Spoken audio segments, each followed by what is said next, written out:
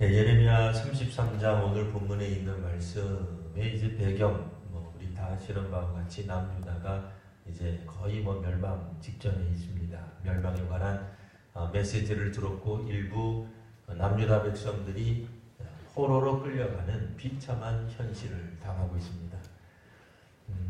이제 시드기야 왕 때에 마지막 힘을 다해서 선지자 예레미야가 시드기야 왕에게 예언 활동을 하였죠. 그 결과 시드기야는 안타깝지만 이제 감옥에 갇히는 그런 신세가 되고 맙니다. 하나님의 말씀을 전파한다 할지라도 꼭 그 결과가 우리들에게 희망찬 어떤 미래를 보장하지는 않습니다. 때로는 하나님 말씀을 선포하는 일이 또 복음에 따르는 그런 일들이 우리들에게 우리가 기대하지 않았던 어떤 결과들을 가져올 수도 있는 것입니다. 이제 주께서 오늘 새벽에 본 말씀 또 혹은 그 이전에 본 말씀 보시면 주께서 몇몇 가지 이야기들에 대하여 예레미야에게 다시 한번 응답해 주시던 그런 내용들이 쭉 나왔고요. 오늘 본문은 우리가 읽으신 바와 같이 특별히 그 어떤 백성들이 말한 것에 대한 여호와 하나님의 응답이 나와요. 그 응답이 뭐냐면 일종의 우리로 말하면 마치 민원제기 같은 거예요. 어떤 민원이 있었느냐? 24절 보시면 24절 보십시오. 이 백성이 말하기를 여호와께서 자기가 택하신 그들 중에 두 가게를 버리셨다. 이 말을 한 거예요. 누가? 이 백성이. 이 백성은 누구예요? 이스라엘 백성이죠. 남유다 백성이에요. 다른 나라 사람들이 이야기하지 않습니다. 자기네들이 얘기를 하는 거죠. 대개 그 공동체의 문제는 누가 제일 잘 알아요? 그 속에 속해 있는 사람들이 잘 압니다. 그렇죠? 우리가 아무리 예를 들어 우리 성도님들이 모두가 다 이제 선교사라고 한번 가정해 보십시오. 우리가 이제 중국 선교사였습니다. 원치 않게 중국에서 우리가 다 쫓겨났어요. 우리가 이제 중국에 대해서 이러쿵저러쿵 이야기할 수 있어요. 그래도 최고의 전문가가 되긴 어려워요. 왜 그래요? 우린 중국 사람이 아니에요. 중국에 대한 최고의 전문가는 누구겠어요? 중국 사람이죠. 중국 교회일 거예요. 중국 정부 당국자일 거예요. 그 안에 있는 사람이 사실은 그 문제를 제일 잘할 거예요. 이 사람들이 말을 하기를 뭐라고 말을 하냐면 여호와께서 자기가 택하신 그들 중에서 두 가문을 버리셨다. 이런 이제 민원이, 이런 이제 불만이, 이런 어떤 분노가 속출하기 시작했다 하는 말입니다. 예레미야 선지자의 이야기를 처음에는 잘 안 들었을 거예요, 백성들이. 왜 우리나라가 망한다는 거냐? 우리나라 멀쩡한데, 우리나라 좋은 나라. 그렇게 생각하잖아요. 어떤 사람도 자기 나라가 망한다는 예언을 기분 좋게 들을 사람이 어디 있겠어요? 그럴 리 없지만 여러분들이 갑자기 이제 저와 함께 띠를 두르고 청와대 앞에 가서 아무개 대통령 회개하라. 예? 아니 갑자기 어느 대통령을 지칭하는 게 아니니까 그냥 들으시면 됩니다. 혹시라도 이제 우리 교회 설교는 이제 녹화가 돼서 유튜브에 올라가는데 누군가가 옛날처럼 이걸 이제 검열을 하기 시작하면 제가 이제 남산으로 끌려가는 거예요. 그렇지 않으면 우리에게 남산에 가까운데 큰일 났어요. 그러니까 지금 정보를 말하는 게 아니에요. 그렇게 생각하지 마세요. 일반적으로 그냥 예를 든 거예요. 그러니까 우리가 청와대 앞에 가가지고 아무개 대통령은 회개하라, 아무개 정권은 회개하라, 저 회개하지 않으면 이 나라가 망할 겁니다. 그럼 가만히 내버려 두겠어요? 그 가만히 둘 임금님이 어디 있겠어요? 대통령이 어디 있겠어요? 무슨 근거로 네가 그런 소리 하느냐? 하나님이 말씀하셨느니라. 이러면 웃기네 그러면서 이제 끌고 갈 거라고요. 예레미야처럼 지금 갇히는 거예요. 근데 처음에는 예레미야 말이 귀담아 들지도 않았어요. 근데 이제 시드기야 왕 시절 그 이전 왕 때부터 예레미야 선지자가 이와 같은 선언, 줄기차게 같은 내용으로 계속 선포했는데 정말 그런 일이 벌어진 거예요. 끔찍한 거죠. 기왕이면 그런 예언이 좀 안 됐으면, 예언 성취가 안 됐으면 좋았겠지만, 문제는 이게 그대로 예언이 성취가 됐네요. 한 3분의 1 정도 빼앗긴 거예요. 3분의 1 정도 사람들이 끌려간 거예요. 포로로. 이제 백성들이 불안해지기 시작하는 거예요. 그 백성들이 불안해질 때에 가장 타겟이 되는 사람들이 누구겠습니까? 이 땅의 백성, 이 백성들이에요. 같은 있는 백성들이에요. 남유다 사람들이, 아직 안 끌려간 사람들이에요. 끌려가 있는 사람들 얘기, 물 끌려간 사람들 중 일부도 그러겠습니다만 안 끌려간 사람들, 주로 이 땅에 남아있는 사람들이 무슨 얘기하겠어요? 이스라엘 사람, 남유다 사람들이면 이거 누구 죄 때문이냐? 이런 거 나오겠죠. 누구 때문이냐? 되게 통치자들, 지도자들 때문이죠. 그러니까 우리가 제일 분노의 대상으로 삼을 수 있는 사람, 이 나라가 이 지경까지 된 것은 대개 누구 때문이에요? 백성들 때문에. 그럼 좀 이상하잖아요. 백성들이 말을 할 땐 누구라고 얘기하겠어? 우리 때문입니다. 그러고 얘기하죠. 그러면 문제가 해결이 되겠죠. 나 때문입니다 이렇게 하지 않아요. 대부분 사람들은 남 때문입니다 라고 이야기를 하는데 일반적으로 나타나는 사람들이 누구예요? 지도자들이에요. 정치 지도자들, 왕권을 가진 사람들, 뭐 이 시대의 뭐 정부, 뭐 관료, 뭐 이런 사람들이. 두 번째는 종교 지도자예요. 제사장들, 혹은 뭐 예언자들도 포함될 수 있겠습니다만 오늘 본문에서는 이제 제사장 이렇게만 이제 나옵니다. 자, 그러니 왕궁에 있는 사람이나 성전에 있는 사람이나 그들 중에서 특별히 왕궁도 이스라엘 백성들, 남유다 백성들의 삶에서 뛰어놀 수가 없죠. 왜요? 나라가 굳건히 서지 않으면 백성이 없어요. 그러니까 왕을 중심으로 우리가 생각하지 않을 수 없어요. 그런데 만일 이 나라가 위태로워지기 시작하면 그럼 당연히 누구 책임이라고 얘기해야 되겠어요? 지도자 책임이죠. 그런 말을 하게 되는 거예요. 그러니까 사람들이 불안해지면 누군가가 타겟이 돼야 돼요. 희생양이 필요한 거예요. 옛날에 로마 통치하던 시대에 아마 그 사람들도 통치하기가 좀 쉽지 않았던 모양이에요. 그러니까 어떤 폭군이 불을 확 질러놓고는 이거는 그리스도인 때문이다, 뭐 유대인 때문이다, 뭐 이런 거 했거든요. 그러니까 뭔가 이제 그 사회적 불만을 있으면 그러니까 이 통치에 문제가 생길 때는 항상 어떻게 해요? 뭐 항상은 아니겠습니다만 이제 일반적으로 사람들은 어떤 불안 요소를 만들어요. 그리고 거기에 대한 불만을 투영시키게 됩니다.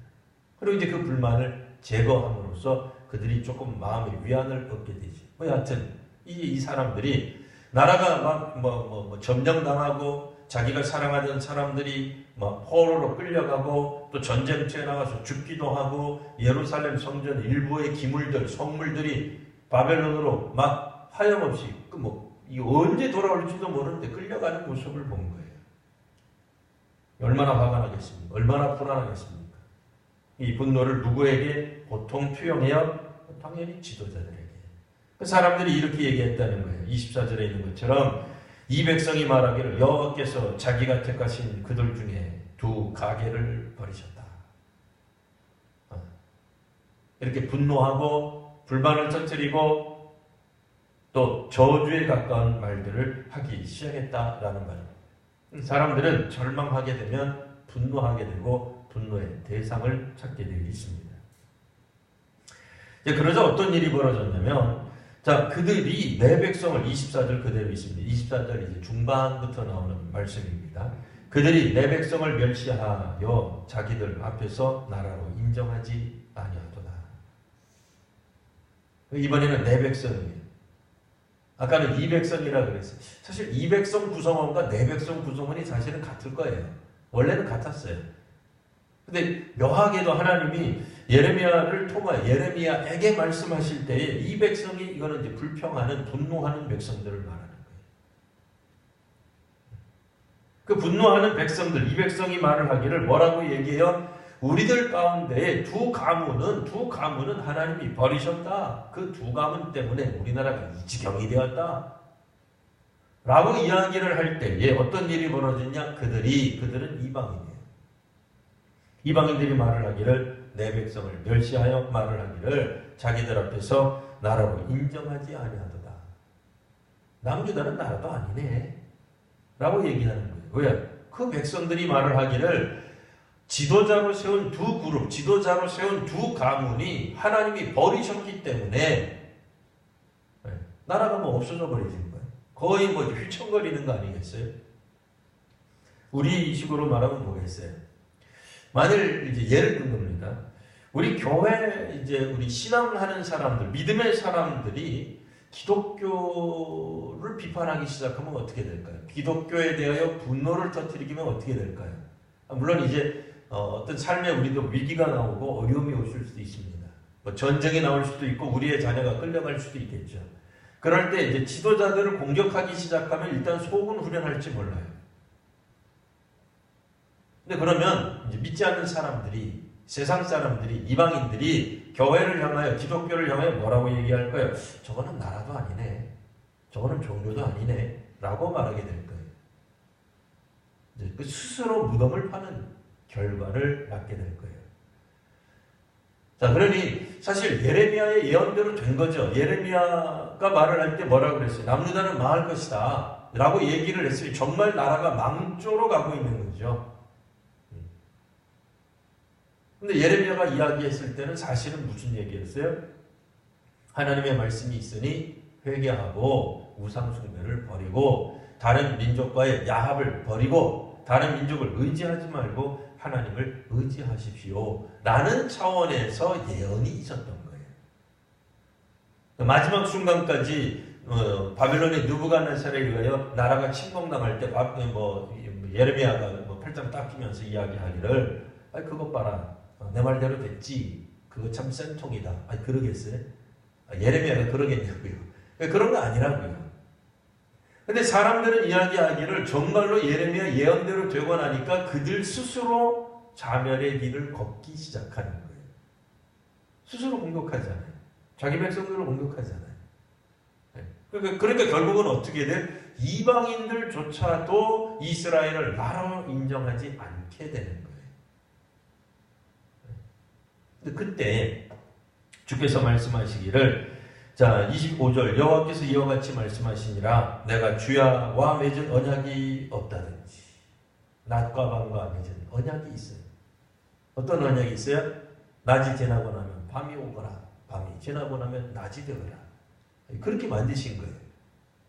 마치 밤과 낮이 사람처럼 의인화가 되어 있죠. 밤과 낮에 대하여 하나님이 쌍방간에 언약을 맺은 것처럼 하나님의 천지를 다스리시는, 세상을 움직이시는 자연 법칙 같은 거예요. 하나님이 만드신 거예요. 그러나 어쨌든 여기서는 그들과 주야와 맺은 언약이 없다든지, 천지의 법칙을 내가 정하지 아니하였더라면, 그러면 그런 거라면 내가 야곱과 내 종 다윗을 버리겠다 말이에요. 버릴 수 있겠다? 무슨 얘기요? 그런 일은 일어나지 않을 것이다. 하나님이 비록 그들을, 전체 이스라엘, 물론 남유다의 멸망의 단초, 시작을 가지고 온 사람들은 분명히 지도자였을 거예요. 지도자 된 사람들 입장에서는 그거 부인하기 어려울 거예요.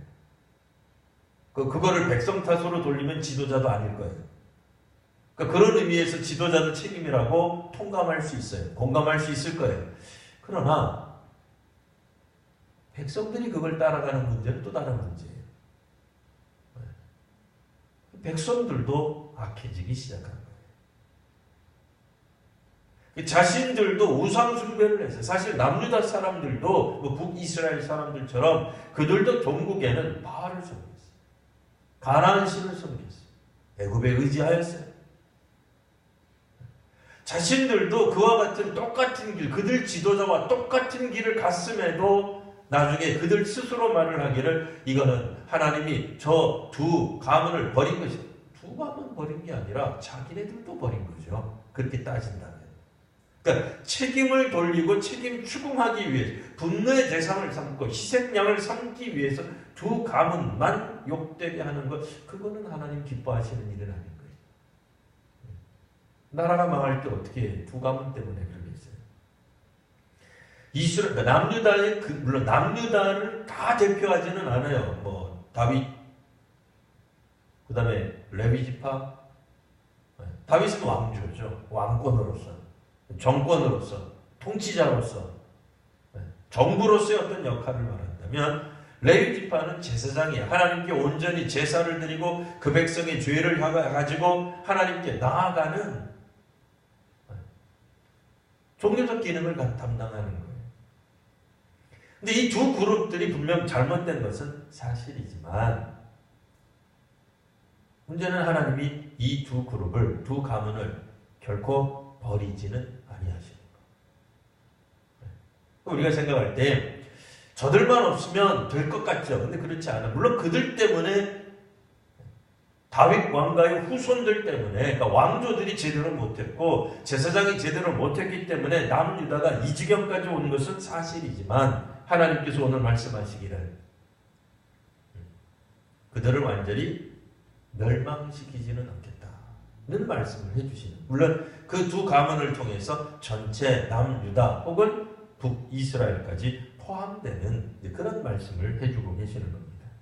14절 보시면, 다시 이제 앞에서 보시면요, 여호와의 말씀이니라. 보라, 내가 이스라엘 집과 유다 집에 대하여, 이스라엘, 북이스라엘 왕국을 말하고요, 유다 집, 남유다 왕국을 말하는 거예요.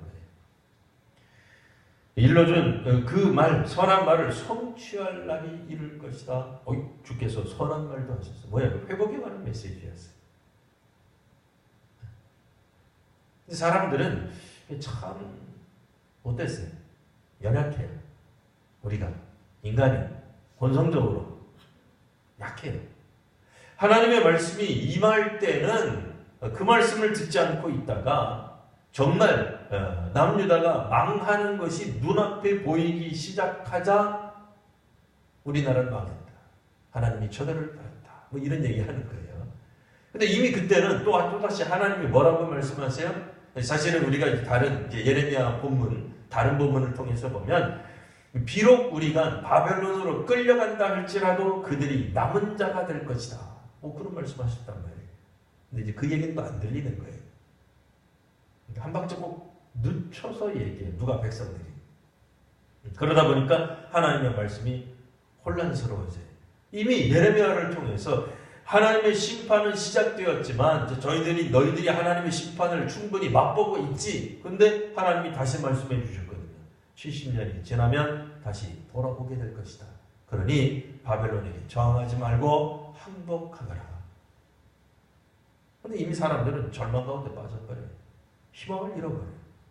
사실 이때는 정말 멸망이 시작되고 있었을 때, 멸망을 경험하고 있을 때에는 하나님은 예레미야를 통해서 희망의 메시지를 전해주고 있는데, 도대체 희망의 메시지가 또 안 들려요.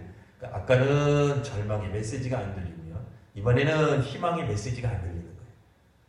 참 놀랍죠? 그러니까 무슨 말을 해도 안 듣는다는 얘기예요. 근데 일관성이 있어요. 네. 남유다 백성들이 일관성 있게 하나님 말씀에 불순종해요. 하여튼 주께서 말씀하시는 거예요. 15절 말씀, 그날 그때, 그러니까 그날 그때는 아직 다가오지 않은 미래, 어느 시점이에요. 그때 내가 다윗에게서 한 공의로운 가지가 나게 할 것이다. 나무 밑둥에서 가지가 나게 할 것이다. 밑둥이 잘라져 버린 거예요. 사실은 다윗 왕조는 망한 거예요. 이미 망했지만 공의로운 가지가 나게 될 것이다. 미래 어느 시점에서 나게 될 것이, 그가 이 땅에 정의와 공의를 행할 것이다. 모든 정부가, 모든 지도자들이 꿈꾸는 것 통치 이념으로 정의와 공의를 가지고 있죠. 근데 누구도 이거 실현하지 못한 거죠. 여하튼 16절 말씀, 그날에 유다가 구원을 받겠고 예루살렘이 안전히 살 것이다. 자, 이 성은 여호와는 우리의 의라는 이름을 갖게 될 것이다.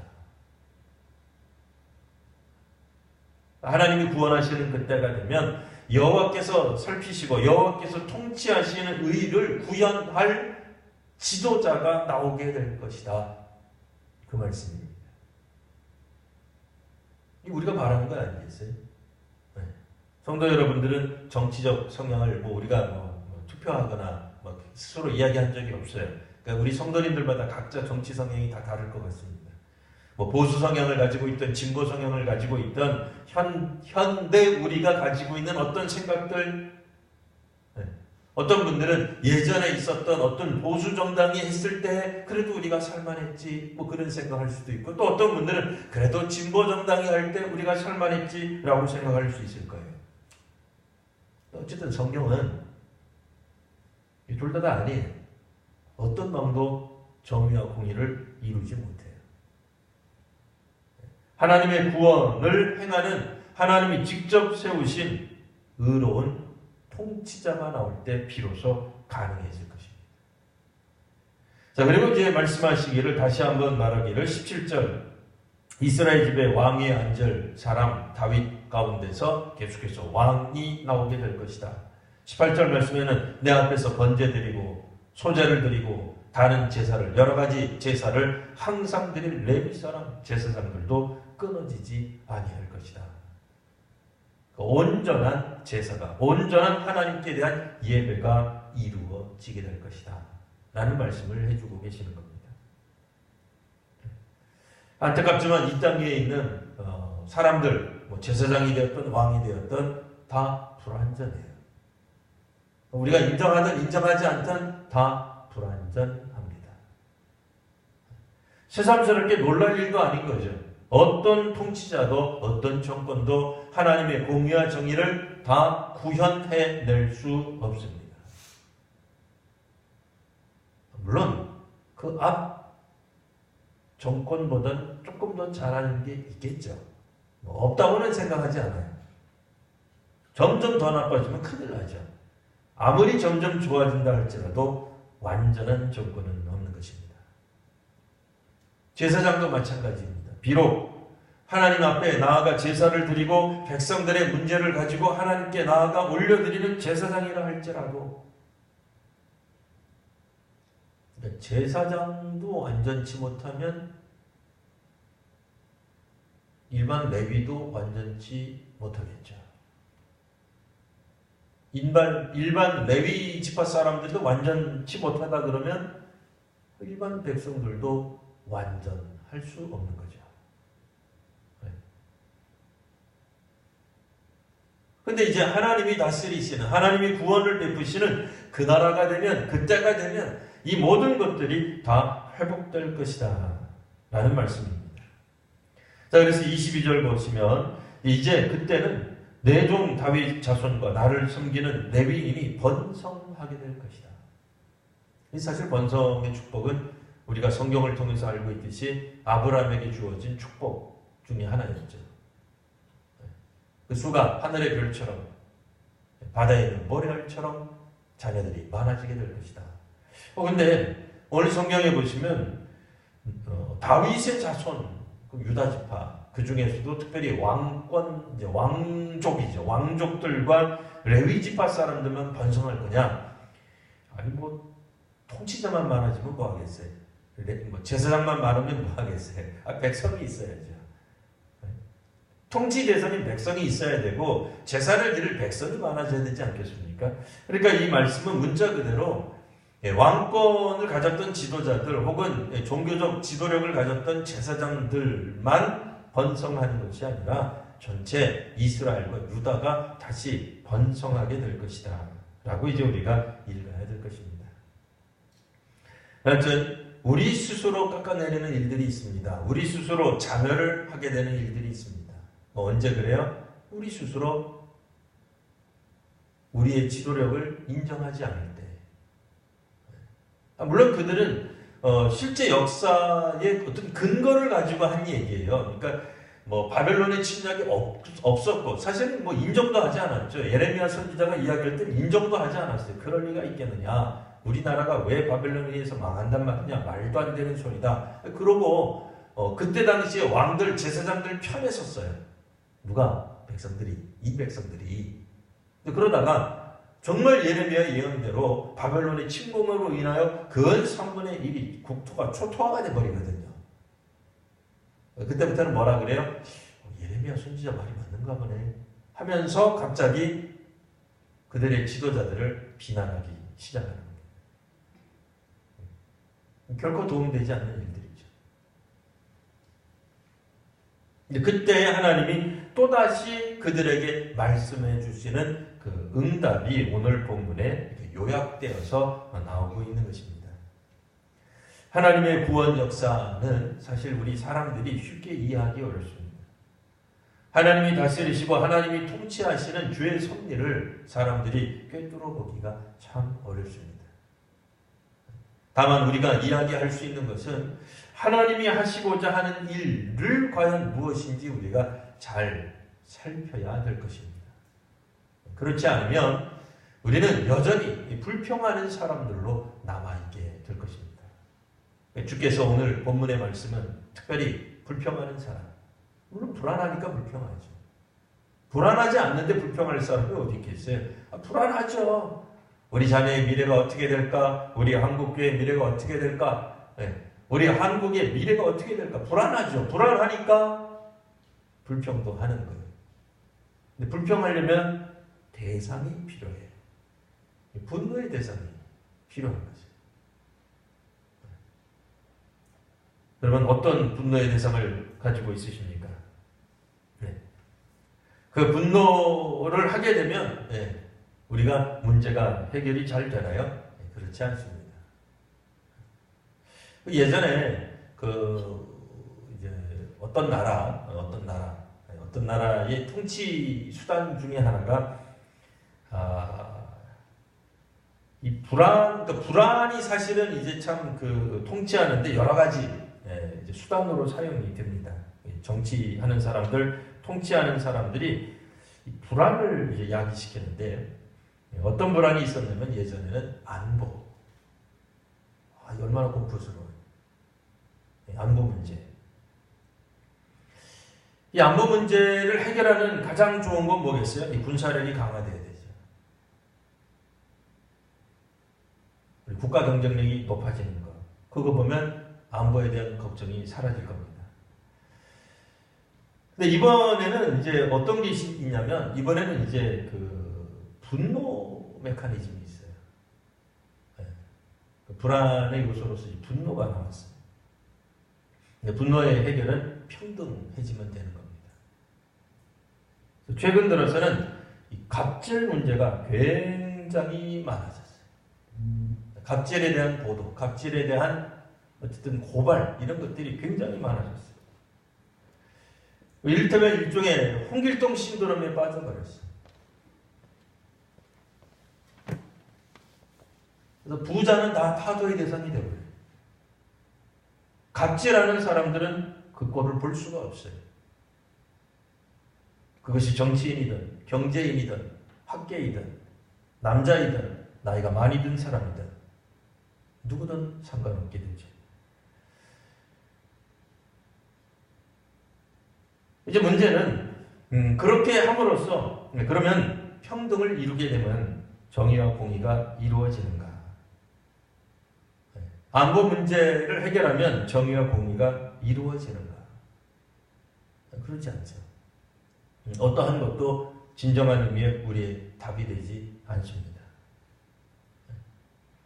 걱정은 공포는 공포를 낳고 분노는 분노를 낳을 것입니다. 하나님은 이 시대에 우리들에게 주시는 말씀이 있습니다. 공포로 혹은 분노로, 안보에 대한 걱정으로, 평등에 대한 분노로 하나님 나라를 이루지 못합니다. 하나님 나라를 이루는 것은 하나님이 말씀하셨던 것처럼 하나님이 우리의 의가 되신다 라고 하는 성읍이 완성되어야 되는 거예요. 하나님이 이루시는 거예요. 사람이 이루지 못합니다. 사람이 이루지 못한 것을 알지 못하기 때문에 사람들은 종종 그 분노의 대상을 찾기 마련입니다. 그러나 그 분노의 대상이 있고 그 분노의 대상이 척결된다 할지라도 결코 이 땅에 정의와 공의가 이루어지지 않습니다. 오히려 세상 사람들, 이방인들이 저거는 나라도 아니다 라는 평가를 하게 될 겁니다. 예레미야에게 주께서 말씀하시는 것, 하나님이 이루시는 하나님의 나라, 하나님이 이끄시는 하나님의 구원이야말로 우리들이 진정으로 믿을 수 있는 기쁨과 평화의 나라, 정의와 공의가 넘치는 나라가 될 것입니다. 남유다 백성의, 남유다 왕국의 가장 큰 고질적인 문제가 결국 그들도 예루살렘 성전이 있었지만 그들도 그러니까 유다 지파의 다윗의 후손이 왕으로는 있었지만 그들 모두가 다 하나님을 인정하지 않았던 것입니다. 그게 가장 큰 문제였죠.